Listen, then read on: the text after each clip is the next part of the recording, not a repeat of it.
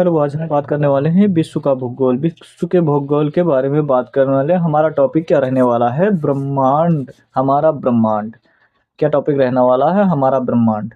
हमारे ब्रह्मांड में अध्ययन ब्रह्मांड का अध्ययन करते हैं तो ब्रह्मांड का अध्ययन ब्रह्मांड एक विज्ञान के थ्रू यानी कि अध्ययन किया गया है। क्या अध्ययन किया गया है? ब्रह्मांड का सामान्य परिचय। ब्रह्मांड का सामान्य परिचय देखते हैं। ब्रह्मांड का सामान्य परिचय क्या है? सब कुछ ब्रह्मांड में है। क्या है? सब कुछ जो है ब्रह्मांड में ही है। जो हम देख पाते हैं और वह भी जो नहीं देख पाते। जो हम देख पाते हैं और जो नहीं भी देख पाते हैं वो सारी चीज़ें क्या होती हैं? हमारे ब्रह्मांड में पाई जाती हैं। ठीक है? अब हम आगे बढ़ते हैं, देखते हैं और क्या है। जैसे ब्रह्मांड है, ब्रह्मांड हमारे ब्रह्मांड में क्या है? ब्रह्मांड में बहुत सारी आकाश गंगाएँ हैं। ब्रह्मांड में क्या है? आकाश गंगाएँ हैं। और आकाश गंगाओं में क्या है? तारे हैं। आकाश गंगाओं में क्या है? तारे हैं। और तारों में क्या? तारों में क्या है? तारों में ग्रह हैं। तारों के ग्रह हैं। तारे और ग्रह मिलकर एक क्या बनाते हैं? सौर मंडल का निर्माण करते हैं। तारे और ग्रह मिलकर एक सौर मंडल का ग्रह क्या करते हैं? निर्माण करते हैं। और इसमें उपग्रह अन्य चीज भी शामिल होती हैं। इसमें क्या होती हैं? उपग्रह और अन्य चीज भी शामिल होती हैं। जैसे कि देखते हैं ब्रह्मांड। ब्रह्मांड की उत्पत्ति कैसे हुई? तो ब्रह्मांड की उत्पत्ति कैसे हुई आप लोगों को पता ही होगा। ब्रह्मांड की उत्पत्ति कैसे हुई? नहीं पता है तो आप लोग देख लीजिए कि ब्रह्मांड की उत्पत्ति कैसे हुई।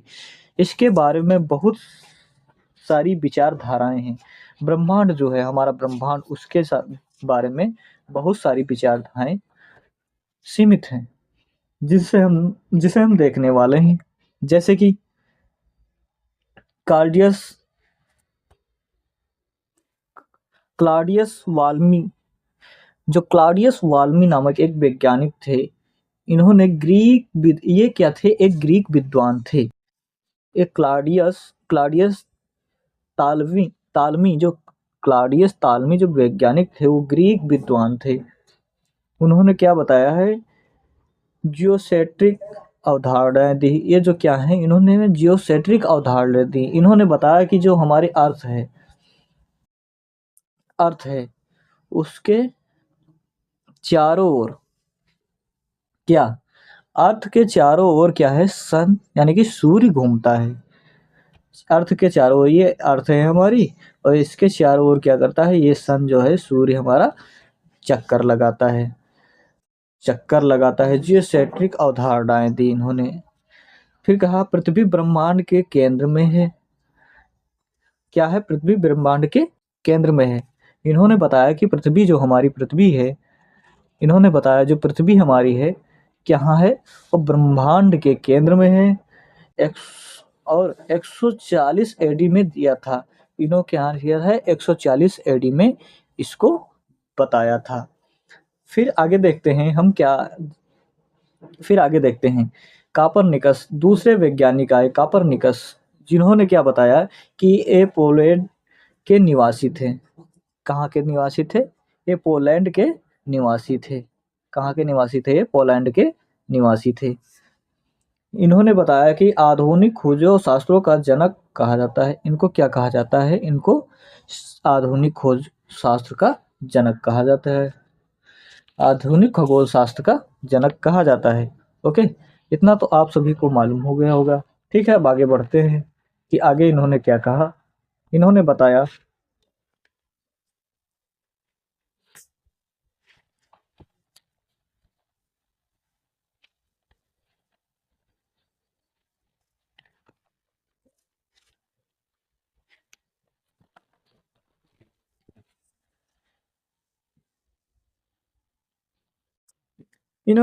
कि 1543 एडी की बात है। इन्होंने जो बताया था वो कब की बात है?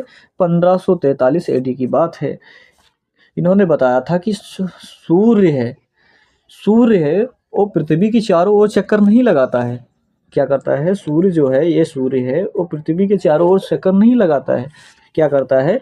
पृथ्वी जो है इसके चारों ओर, सूर्य के चारों ओर चक्कर लगाती है। ओके, तो इन्होंने क्या दिया, हेलिकॉन्ट्रिक कॉन्सेप्ट दिया। इन्होंने एक हेलिकॉन्ट्रिक कॉन्सेप्ट दिया जिसमें बताया इन्हों के सूर्य ब्रह्मांड के केंद्र में है। इन्होंने बताया कि सूर्य ब्रह्मांड के केंद्र में है।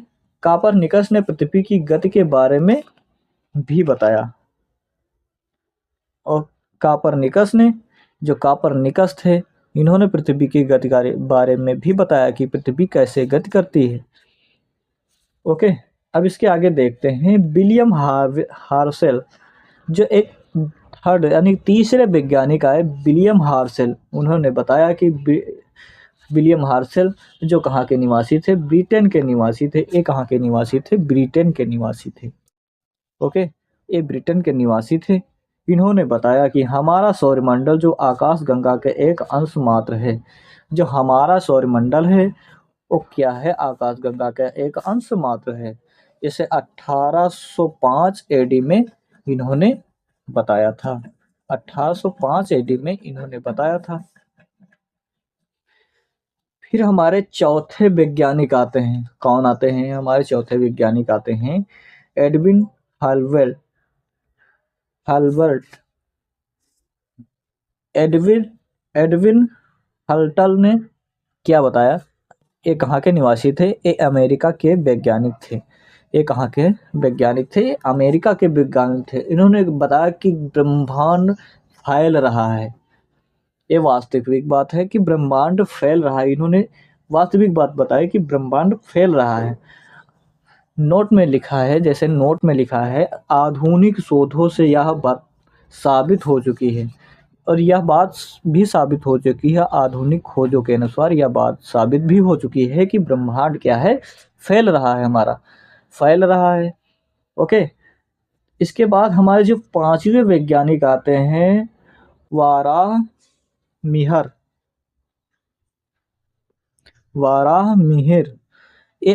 मिहिर नामक एक वैज्ञानिक आते हैं। इन्होंने कापरनिकस से पहले हेलियोसेंट्रिक असाधारण के बारे में बताया था। इन्होंने क्या किया था, कापरनिकस से पहले, जो कापरनिकस वैज्ञानिक आए थे, इनसे पहले हेलियोसेंट्रिक असाधारण के बारे में बताया था। असाधारण मतलब वो साधारण नहीं था, यानी कि फैल रहा था।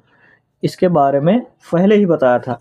फिर बताया इन्होंने कि ब्रह्मांड की उत्पत्ति से क्या हुआ, ब्रह्मांड जो है, ब्रह्मांड की उत्पत्ति से संबंधित कुछ आधुनिक सिद्धांत, ब्रह्मांड की उत्पत्ति से क्या बताया, कुछ आधुनिक सिद्धांत बताए। तो क्या क्या थे उनके सिद्धांत, जैसे कि साम्य अवस्था का सिद्धांत। पहला क्या था, साम्य अवस्था का सिद्धांत। साम्य अवस्था का सिद्धांत था, इसमें दो वैज्ञानिक थे। कौन कौन थे, थॉमस गोल्ड। कौन थे, थॉमस गोल्ड एंड हेरमन बोडिक। हेरमन कौन थे, हेरमन बोडिक थे।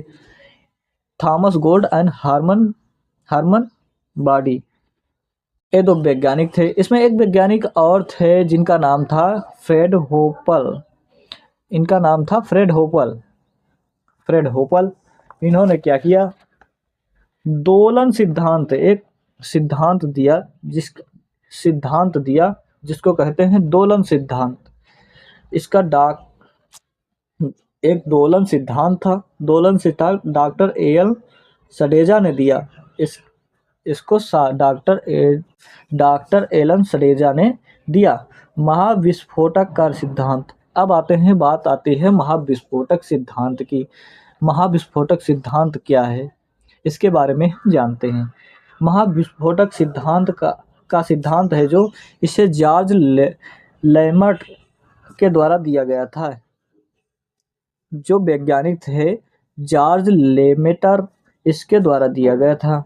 इस सिद्धांत को दिया था महाविस्फोटक का सिद्धांत। इसमें क्या हुआ था, महाविस्फोटक सिद्धांत में क्या हुआ था उसके बारे में जानते हैं। जैसे कि ये बेल्जियम के रहने वाले थे। ये कहाँ के रहने वाले थे, बेल्जियम के रहने वाले थे। और ये वहाँ बेल्जियम में क्या थे, एक पादरी थे। क्या थे, वहाँ एक पादरी थे। पादरी मतलब वहाँ के चर्च के फादर थे। वर्ष 1967 की क्या है ये, 1967 की ये बात है, 1967। फिर अब आगे देखते हैं, जैसे कि कहते हैं इस कॉन्सेप्ट, ये जो कॉन्सेप्ट है बाद में है रॉबर्ट वार, क्या किन्होंने दिया बाद में, रॉबर्ट थे, रॉबर्ट वागन वर्गन ने भी एक्सप्लेन किया था। रॉबर्ट वागनर ने इसे एक्सप्लेन किया था। इस समय इस समय सबसे महत्वपूर्ण क्या था, इस समय सबसे महत्वपूर्ण सिद्धांत यही है। इस समय क्या है, ये सबसे महत्वपूर्ण सिद्धांत है। ओके, अब आगे देखते हैं ब्रह्मांड की उत्पत्ति। अब देखते हैं ब्रह्मांड की उत्पत्ति कैसे हुई, ब्रह्मांड की क्या हुई उत्पत्ति कैसे हुई। तो ब्रह्मांड की उत्पत्ति हेडिंग डालते हैं, फिर देखते हैं जॉर्ज लेमेटर, जो जॉर्ज लेमेटर थे उन्होंने क्या था 1927 में इसका उत्पत्ति की थी, इसकी खोज की थी, नहीं सॉरी, क्या की थी, जॉर्ज लेमेटर जो थे इसकी 1927 में खोज की थी कि क्या कहा है कॉन्सेप्ट, क्या कहा है कॉन्सेप्ट। तो कॉन्सेप्ट क्या कहा है, सबसे पहले एक पिंड था, क्या सबसे पहले एक पिंड था, एक जो पिंड था उसमें क्या हुआ, जिसका घनत्व ज्यादा था उसका क्या था, उसका क्या था, जिसका घनत्व ज्यादा था उसका घनत्व बहुत ज्यादा था और तापमान भी उसका क्या था, ज्यादा था। जब उसका घनत्व और तापमान ज्यादा होगा तो क्या होगा, टेम्परेचर बढ़ेगा और घनत्व भी बढ़ेगा। इसमें क्या होगा, इसमें क्या होगा, इसमें एक ब्लास्ट होगा।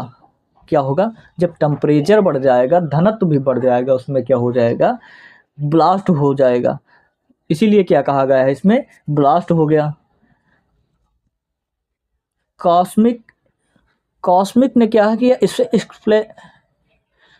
एक्सप्लेशन, कॉस्मिक एक्सप्लेशन, इसमें क्या हुआ, ब्लास्ट हुआ, इसमें कॉस्मिक एक्सप्लेशन हुआ यानी कि ब्लास्ट हुआ।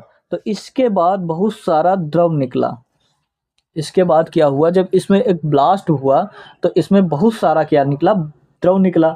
जब बहुत सारा द्रव निकला तो क्या हुआ, डार्क मैटर बन गया।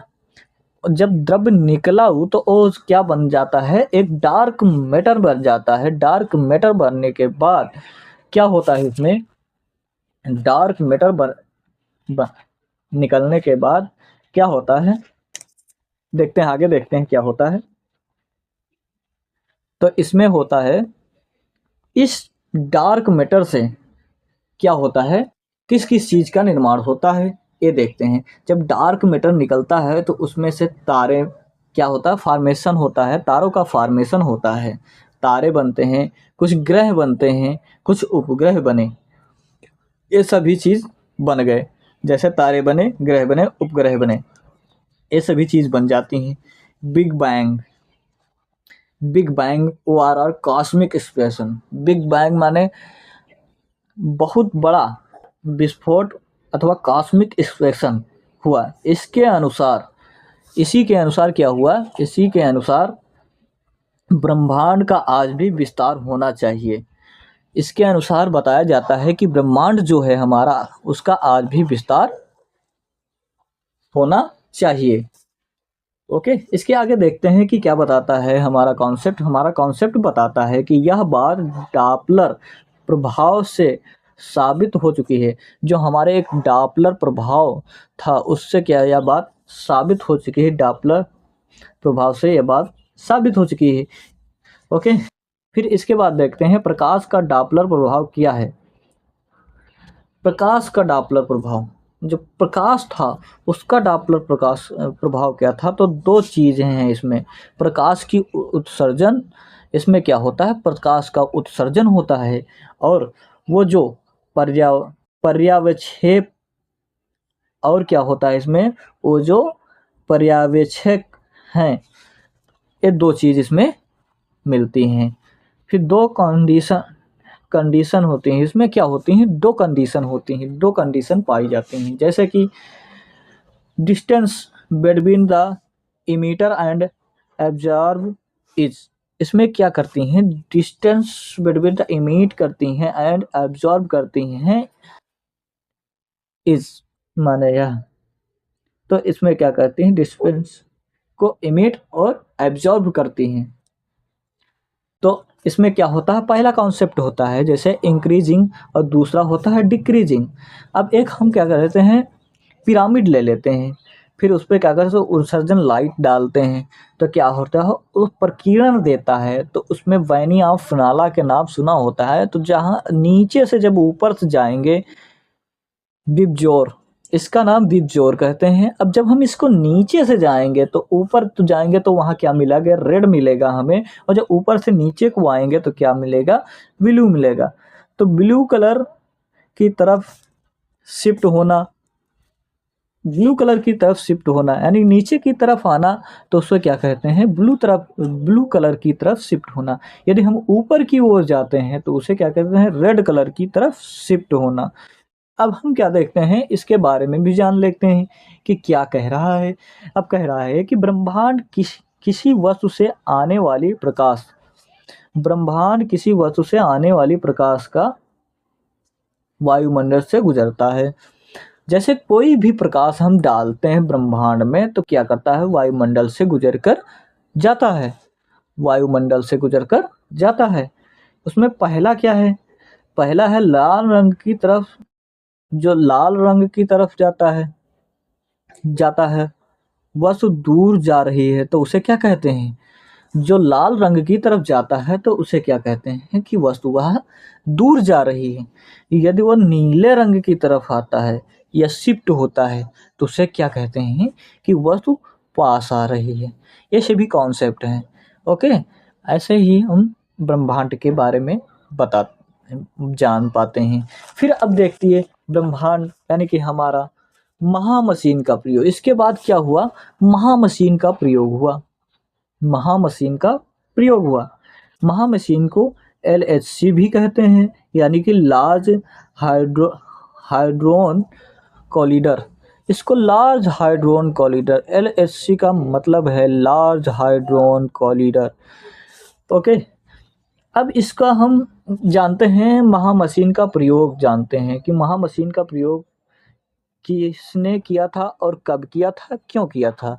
तो महामशीन का प्रयोग किसने किया था, तो इसका प्रयोग यूरोपियन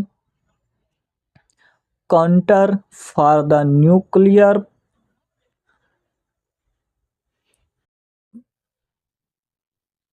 रिसर्च, इसको क्या किया गया था, European counter for the nuclear research में इसका प्रयोग किया गया था। इसका प्रयोग nuclear x European counter for nuclear research में किया गया था। जब रिसर्च में किया गया था तो इसे CERN कहते हैं, CERN कहते हैं। कहाँ कहाँ किया था, कहाँ किया था, तो जेनेवा में यह किया था। यह जो रिसर्च हुआ था, महामशीन का प्रयोग हुआ था, इसका रिसर्च हुआ था तो कहाँ किया गया था, ये जेनेवा में किया गया था। क्योंकि क्यों कर रहे थे, और कह रहे थे कि यह जो रिसर्च है इसे क्यों किया गया था, क्यों किया था गुड पार्टिकल, क्या हुआ था इसमें, गॉड पार्टिकल और डार्क मैटर, जो गॉड पार्टिकल और डार्क मैटर का प्रयोग जानने के लिए किया गया था। इसमें जब हम, और इसमें एक डिसीजन, वन मोर डिसीजन, इसमें एक डिसीजन लिया गया था।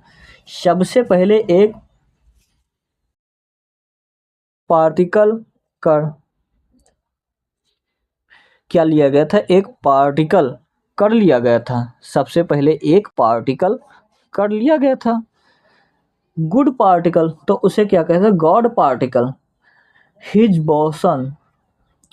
और इसे गॉड पार्टिकल को क्या कहते हैं हम, हिज बोसन कहते हैं। और गॉड पार्टिकल को डार्क मैटर भी कहते हैं। खोज के लिए, डार्क मैटर की खोज के लिए क्या हुआ था, हम देखते हैं आगे कि क्या हुआ था। जैसे कि हमने इसको खोज करने के लिए पृथ्वी के नीचे क्या किया गया था, 100 फीट नीचे 100 फीट नीचे एक क्या की थी, सुरंग बनाई गई थी जो 27 किलोमीटर की थी, जो 27 किलोमीटर में थी, 27 किलोमीटर की थी। अब क्या किया गया था, अब 27 किलोमीटर की ये जो सुरंग बनाई गई थी, इसमें किया किया गया था, सुरंग में प्रोटॉन को आपस में क्या किया है, टकराया गया था। आपस में जब टकराया गया प्रोटॉन को, तो क्या हुआ, प्रोटॉन को टकराए तो क्या हुआ, इनमें एक ऊर्जा, यानी कि ऊर्जा निकली। जब ऊर्जा निकली तो वर्ष 2012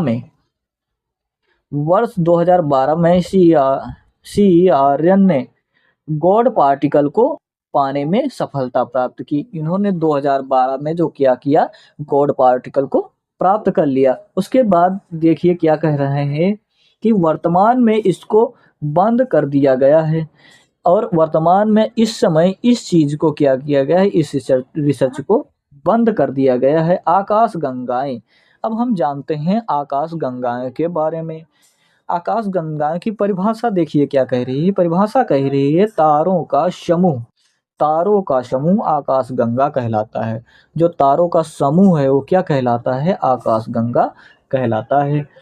फिर हमारे ब्रह्मांड में 100 अरब आकाश गंगाएं हैं। हमारा जो ब्रह्मांड है उसमें कितनी आकाश गंगाएं हैं, कोई पूछ लेता है यदि, या क्वेश्चन हमारा परीक्षा में आ जाता है कि हमारी ब्रह्मांड में कितनी आकाश गंगाएं हैं, तो हमारे ब्रह्मांड में 100 अरब आकाश गंगाएं हैं। फिर आकाश गंगा में क्या है, आकाश गंगा है, आकाश गंगा में 98% क्या है, हमारा भाग स्टार्स हैं। हमारे जो आकाश गंगा है उसमें 98% भाग में क्या है, तारे हैं, और 2% में क्या है, डस्ट है, गैस है, और क्या है, हाइड्रोन हाइड्रोन पाए जाते हैं। 2% भाग में डस्ट, गैस, हाइड्रोन पाए जाते हैं हमारी आकाश गंगा में। ओके, फिर आगे देखते हैं क्या बता रहा है हमारा। जैसे बता रहा है कि ब्रह्मांड जो है हमारा, ब्रह्मांड ब्रह्मांड यानी कि गैलेक्सीज, ब्रह्मांड को हम इंग्लिश में गैलेक्सीज कहते हैं। गैलेक्सीज जो हैं, गैलेक्सीज में क्या है, स्टार्स हैं। स्टार्स में क्या है, स्टार में क्या है, चारों तरफ ग्रह हैं। That is solar system. इसे क्या कहते हैं हम, इसी को हम सोलर सिस्टम कहते हैं। ब्रह्मांड जो है, ब्रह्मांड में गैलेक्सीज हैं, गैलेक्सीज में स्टार्स हैं, स्टार्स के चारों तरफ क्या है, ग्रह हैं। इसी को हम क्या कहते हैं, सोलर सिस्टम कहते हैं। अब आगे देखिए क्या कह रहा है, जैसे आकाश गंगाओं का निर्माण, आकाश गंगा का निर्माण कैसे हुआ, यह देखते हैं हम। फॉर्मेशन ऑफ गैलेक्सीज, जो फॉर्मेशन हुआ गैलेक्सीज का वो कैसे हुआ। सबसे पहले गैसों से बादल बने, गैसों के क्या है, बादल बने।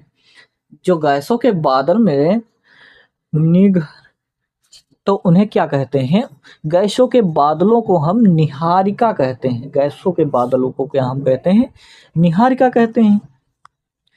निहारिका कहते हैं, निहारिका कहते हैं।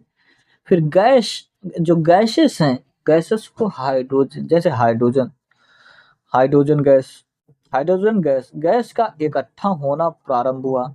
जो हाइड्रोजन गैस है उसका इकट्ठा होना प्रारंभ हुआ।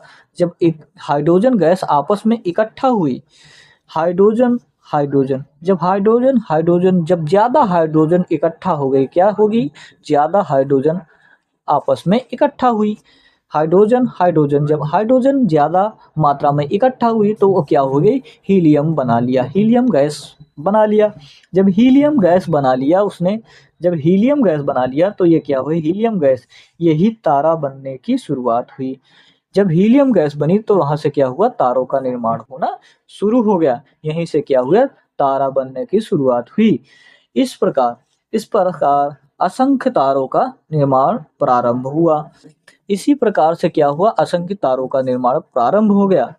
असंख्य तारों का निर्माण जब प्रारंभ हुआ, इकट्ठे, दैट इज ग्रुप, इकट्ठे यानी कि इसको हम ग्रुप भी कहते हैं। आकाश गंगा दैट इज अ गैलेक्सी।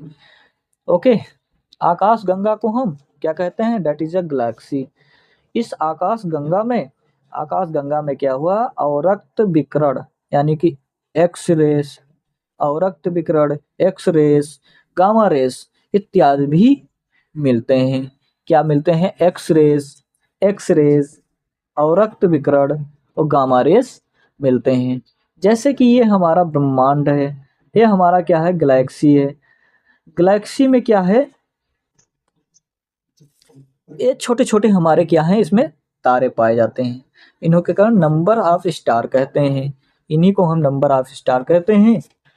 जैसे कि आकाशगंगा के आकार, आकाशगंगा के हम क्या करते हैं? आकार को समझते हैं। आकाशगंगा के आकार को समझने के लिए क्या करते हैं हम? आकाशगंगा की संरचना तारों की उम्र पर निर्भर करती है। आकाशगंगाओं की संरचना जो आकाशगंगा की संरचना है, उसकी संरचना तारों की उम्र पर निर्भर करती है कि तारे तारे जीवित हैं या मृत हैं। ओके, इस बात पर निर्भर करती है। इस प्रकार 3 प्रकार की आकाशगंगाएं हैं। इस प्रकार 3 प्रकार की आकाश गंगाएं हैं। इसमें क्या है? 3 प्रकार की गंगाएं हैं। पहला देखे अंडाकार अंडाकार आकाश गंगा। एक क्या होती है? आकाश गंगा होती है अंडाकार। ये देखो एक अंडाकार आकाश गंगा बनी है।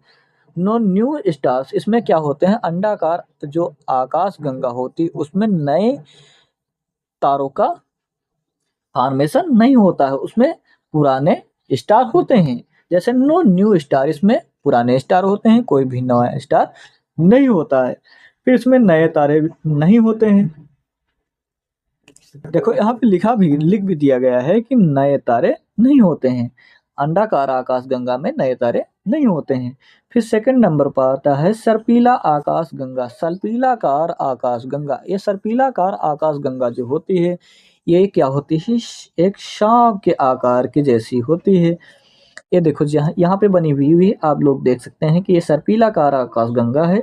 ओके, इसमें युवा तारे मौजूद होते हैं। इसमें क्या होते हैं? इसमें जो नए नए तारे होते हैं, युवा पीढ़ी के तारे होते हैं, वो इसमें क्या होते हैं? मौजूद होते हैं। ओके, इसमें नए नए तारे मौजूद होते हैं।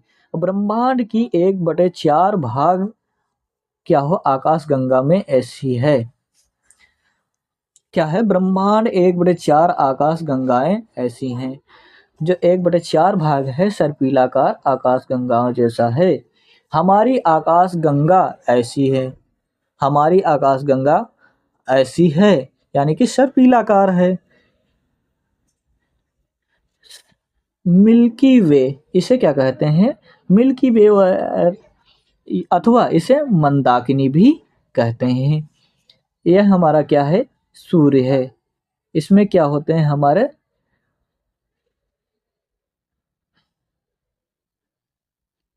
ये हमारा सूर्य है और हमारे सूर्य से नजदीक एक तारा है और एक ए तारा है, एक ए तारा है। इसमें 3 तारे मौजूद होते हैं। इस मंदाकिनी में 3 तारे आकाश यानी कि आकाश गंगा में 3 तारे मौजूद होते हैं। इस तारे को जो सूर्य के पास वाला तारा है, इसको क्या कहते हैं? इसको प्रकाशिक सेंचुरी कहते हैं। और यहाँ जो इसके बगल वाला जो तारा है, इसको ध्रुव तारा कहते हैं। और इससे जो दूर वाला तारा है, सूर्य से जो दूर तारा है, उसको सिरिक्स डॉग तारा भी कहा जाता है। वही हमारा सूर्य हो जाता है। फॉर्मेशन ऑफ न्यू स्टार, इसमें क्या होता है? नए नए तारों का निर्माण होता है। इसमें क्या होता है? नए नए तारों का क्या होता है? निर्माण होता है। अब हम आगे देखते हैं कि क्या होता है। हमारी आकाश गंगा 3 घूर्णनशील भुजाओं से है। इसमें क्या है? हमारी आकाश गंगा जो है 3 घूर्णनशील भुजाएं हैं जो घूम रही हैं। हमारी आकाश गंगा है जो दूसरी सर्पीलाकार आकाश गंगा है, इसमें 3 घूर्णनशील भुजाएं हैं। नंबर 1 ये, नंबर 2 ये, नंबर 3 ये 3 घूर्णनशील क्या हैं? भुजाएं हैं।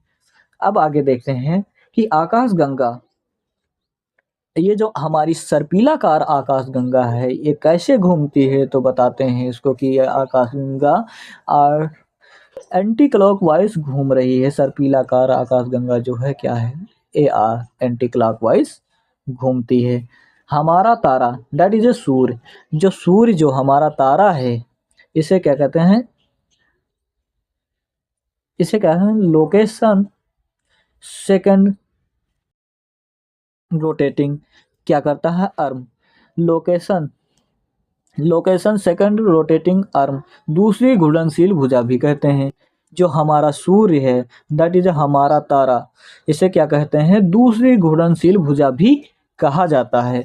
अब आइए, अब हम देखते हैं, क्योंकि ये जो हमारा सूर्य है, यहाँ पे देख लीजिए, जो हमारा सूर्य है ये क्या है, दूसरी घूर्णनशील भुजा पर मिलता है। क्या है, दूसरी घूर्णनशील, ये यहाँ वन घूर्णनशील है, दूसरी घूर्णनशील है, इसीलिए इसे कहा गया है कि दूसरी घूर्णनशील भुजा है, भुजा। फिर हम फिर आगे देखते हैं कि हमारे तारे, हमारा तारा जो है, हमारा तारे का सबसे नजदीकी तारा अभी बताया था आप लोगों को कि हमारे जो तारा है, फिगर में अभी बताया है कि हमारा जो तारा है सूर्य जो है, सबसे नजदीकी तारा कौन, सूर्य का सबसे नजदीकी तारा कौन सा है, प्रकाशिमा सेंचुरी। तो हमारे नजदीकी तारा है, कौन सा तारा है, प्रकाशिमा सेंचुरी। अब हम देखते हैं सबसे चमकीला तारा हमारे तारे के पास, जो सबसे चमकीला तारा है जो हमारे तारे के पास में है, उसे क्या कहते हैं, सिरकस डार्क स्टार। इसे क्या कहा जाता है, सिरकस डार्क स्टार। हम सबसे चमकीला तारा हमारे तारे के पास सिरकस डार्क स्टार है। फिर हम देखते हैं फिर आगे कि यह हमारे सूर्य से क्या है, 20 गुना चमकीला है। ये सिरकस डार्क स्टार जो है हमारे सूर्य से, हमारे तारे से कितना गुना चमकीला है, तो 20 गुना अधिक चमकीला है। ओके, अब हम आगे देखते हैं, जैसे कि आपने पढ़ ही लिया होगा कि 20 गुना चमकीला है। फिर नए तारों का निर्माण, और क्या होता है इसमें, नए तारों का निर्माण होता है। तीसरी घूर्णनशील भुजा, जो तीसरी घूर्णनशील भुजा है उसमें क्या होता है, नए नए तारों का निर्माण होता है। इसमें जो तीसरी घूर्णनशील, जब अभी जो फिगर में दिखाया था कि जो घूर्णनशील तीसरी घूर्णनशील भुजा है उसमें क्या होता है, नए नए तारों का निर्माण होता है। फिर हम आगे देखते हैं अनियमित आकाश गंगाएं। इसमें क्या होती है, अनियमित, कोई भी नियमित कार्य नहीं होता है, इसमें अनियमित कार्य होते हैं, इसीलिए कहा गया अनियमित आकाश गंगाएं। इसमें नए नए तारे, इसमें अभी तारे बनने ही प्रारंभ हुए हैं। इसमें क्या हुआ है, इसमें जो तारे हैं अभी बनने ही प्रारंभ हुए हैं। और फिर आगे देखते हैं ब्रह्मांड के 1/10वां भाग में ऐसी ही आकाश गंगाएं हैं। जो ब्रह्मांड है, हमारा जो ब्रह्मांड है उसमें क्या है, 1/10वां भाग जो है में ऐसी आकाश गंगाएं पाई जाती हैं। फिर हमारी आकाश गंगा इसे दुग्ध मुख, क्या, इसे दुग्ध मुखला भी कहते हैं। ओके, इसे क्या कहते हैं, दुग्ध मेखला भी कहते हैं, इसे दुग्ध मेखला भी कहते हैं। हमारी आकाशगंगा को क्या कहते हैं, दुग्ध मेखला भी, इसका दूसरा नाम दुग्ध मेखला भी कहते हैं। दुग्ध मेखला या मंदाकिनी, इसे मंदाकिनी भी कहा जाता है। हमारी आकाशगंगा के पास क्या है, एंड्रोमेडा, एंड्रोमेडा है। एंड्रोमेडा, हमारी आकाशगंगा को सबसे पहले गैलीलियो ने देखा था। क्या किया था, हमारी आकाशगंगा को सबसे पहले गैलीलियो ने देखा था। इन्होंने बताया था कि हमारी आकाशगंगा को सबसे पहले गैलीलियो ने देखा था। इन्होंने बताया था कि व्यास जो है 1 लाख प्रकाश वर्ष है। जो हमारी आकाशगंगा है इसका जो व्यास है 1 लाख प्रकाश वर्ष है। यदि हम इस पर जाएंगे तो हमें इसका व्यास नापने के लिए कितना समय लगेगा, तो हमें 1 लाख प्रकाश वर्ष लगेगा। ओके, अब हम देखते हैं हमारी आकाशगंगा का सबसे चमकीला तारों का समूह। जो हमारी आकाशगंगा है सबसे चमकीले तारों का समूह जो है ओरियन नेबुला, इसे क्या कहते हैं, ओरियन नेबुला कहते हैं। और ये नेबुला कहते हैं। तारों का जन्म चक्र, अब हम देखते हैं तारों का जन्म चक्र, इसकी परिभाषा देखते हैं। इसकी परिभाषा देखते हैं। वो जिसके पास आनी अपनी ऊर्जा का स्रोत है, वो जिसके पास क्या है, अपनी ऊर्जा का स्रोत है, उसे क्या कहते हैं, तारों का जन्म चक्र, उसे तारों का जन्म चक्र कहते हैं। और तारों का निर्माण होता कैसे है, तो तारों का निर्माण कैसे होता है, यहाँ घटना आकाश गंगा में होती है। ये जो तारों का निर्माण होना, ये कहाँ होता है, यह घटना क्या होती है, आकाश गंगा में होती है। फिर आगे देखते हैं हम क्या कह रहा है। जैसे कह रहा है प्रथम चरण, प्रथम चरण, जैसे तारों का निर्माण होने में क्या होता है, प्रथम चरण चलता है। तो प्रथम चरण में क्या बता रहा है, प्रथम चरण सबसे पहले धूल और गैस के बादल, ये क्या होते हैं, धूल और गैस के क्या होते हैं, छोटे छोटे बादल होते हैं, धूल और गैस के बादल। फिर तारों की नर्सरी, इसे क्या कहते हैं, तारों की नर्सरी कहा जाता है, इसे तारों की नर्सरी भी कहा जाता है। फिर दूसरा चरण जो आता है, धीरे धीरे घनत्व, दूसरे चरण में क्या होता है, धीरे धीरे घनत्व बढ़ता है, बढ़ना प्रारंभ हो जाता है। और इसमें क्या है, तो दूसरे चरण में धीरे धीरे घनत्व बढ़ना प्रारंभ हो जाता है और हाइड्रोजन हीलियम में बदलना प्रारंभ हो जाती है। और जो हमारी हाइड्रोजन गैस होती है वो क्या होती है, हीलियम में बदलना प्रारंभ हो जाती है। जो हाइड्रोजन हाइड्रोजन आपस में जब मिलती हैं, जब हाइड्रोजन और हाइड्रोजन आपस में मिलती हैं तो हीलियम गैस प्लस ऊर्जा का निर्माण करती हैं, हीलियम गैस प्लस ऊर्जा का निर्माण करती हैं। इसी प्रकार जब तारा इसी के कारण चमकता है, जो हीलियम गैस होती है, हीलियम गैस के कारण ही जो तारे होते हैं वो हमारे चमकते हैं। Helium plus helium is equal to क्या होता है, नाइट्रोजन बना लेते हैं। जब हीलियम हीलियम हाइड्रोजन नहीं सॉरी जब हाइड्रोजन हाइड्रोजन जब हाइड्रोजन इकट्ठा हो जाती है, बहुत ज़्यादा हो जाती है, और क्या हो जाती है, हीलियम गैस में परिवर्तित हो जाती है और एक ऊर्जा उत्पन्न करती है। यह तारों का निर्माण प्रारंभ हो जाता है। यहीं पर क्या होता है, तारों का निर्माण, यहाँ पर तारों का निर्माण प्रारंभ हो जाता है। यह तारों का क्या होता है, निर्माण प्रारंभ होता है। That is a proto star.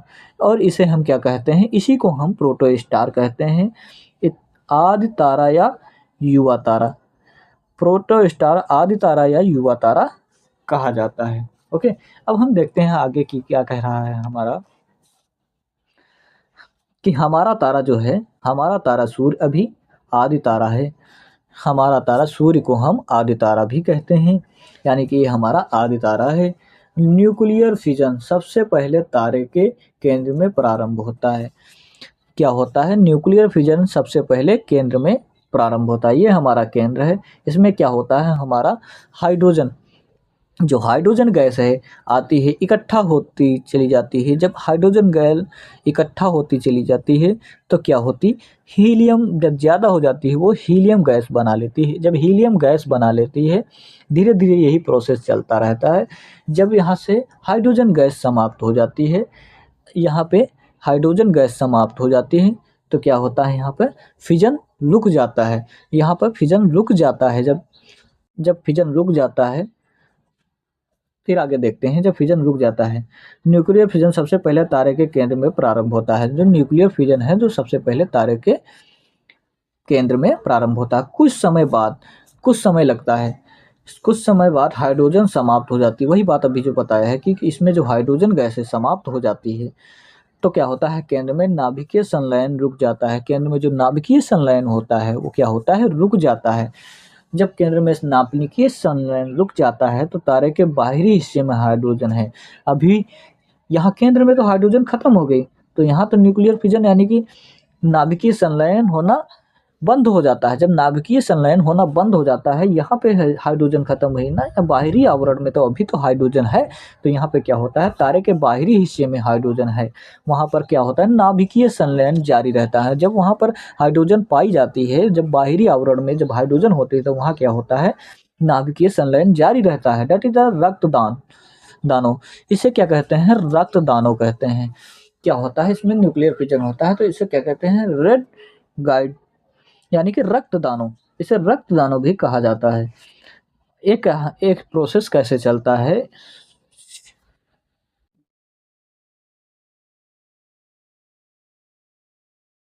Stellar नोबुला, stellar नोबुला से प्रोटो स्टार बनता है, प्रोटो स्टार से रेड